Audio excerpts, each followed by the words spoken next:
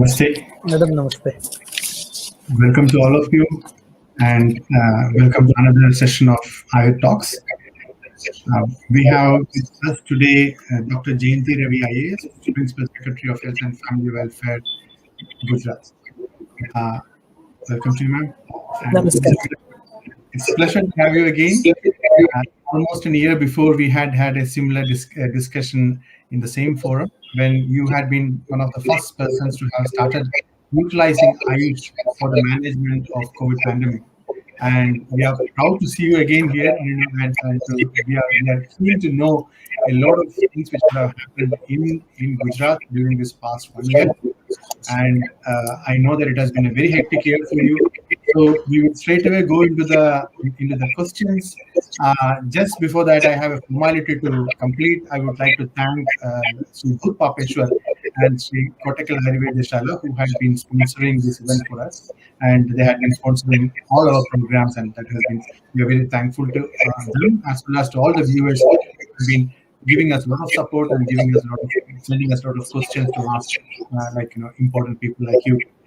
I would like to ask you that, or know from you, how has, in your perspective, how has AYUSH been utilized in the past 1.5 years of COVID pandemic in Gujarat state, including the first wave and the second wave?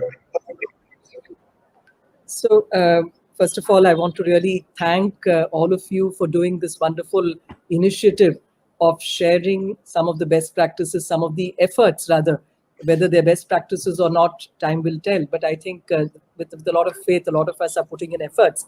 And I think it's very important that we have these conversations, these dialogues, and share whatever we are doing.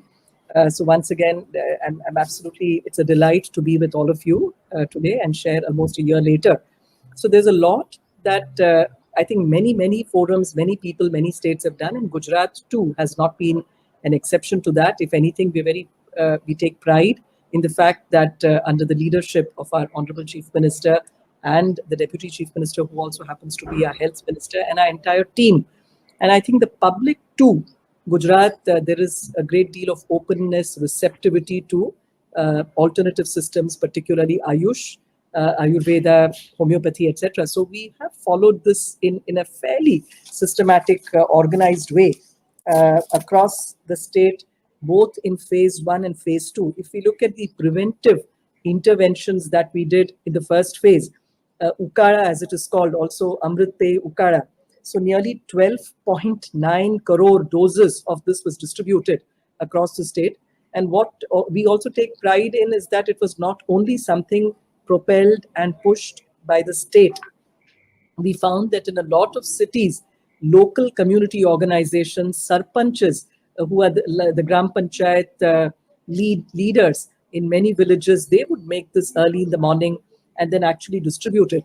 I've also myself been a witness even in crowded cities like Surat, where in the early morning rounds, when I was camping there for about 11 days, we would go and find that people from houses would come with their little containers and take the ukala back home for their members of the family, and cutting across religious groups, cutting across linguistic groups. So what we found was there was a great acceptability. Similarly, Samsam Vatti, also nearly 10.08 crore tablets have been distributed.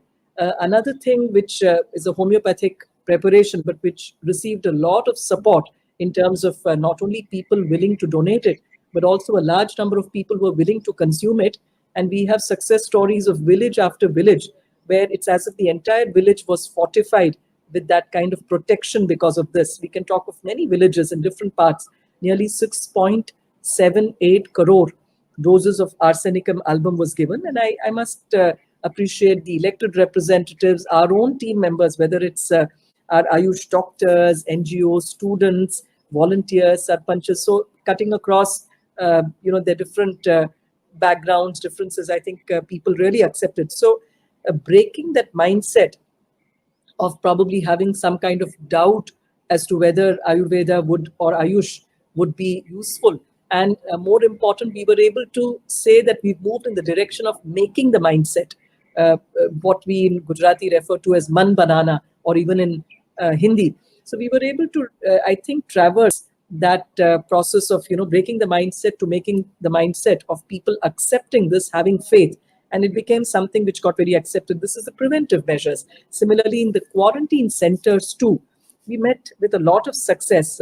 Ayurveda formulations were given to over 19,686 beneficiaries, and homeopathy too to a very large number of people. And out of these, there was hardly 100 patients in numbers, which comes to about 0.29%, who actually then got tested positive for it. The rest of them were all, they did not test positive for COVID. So that itself is, and then other than this, so we can divide it into three.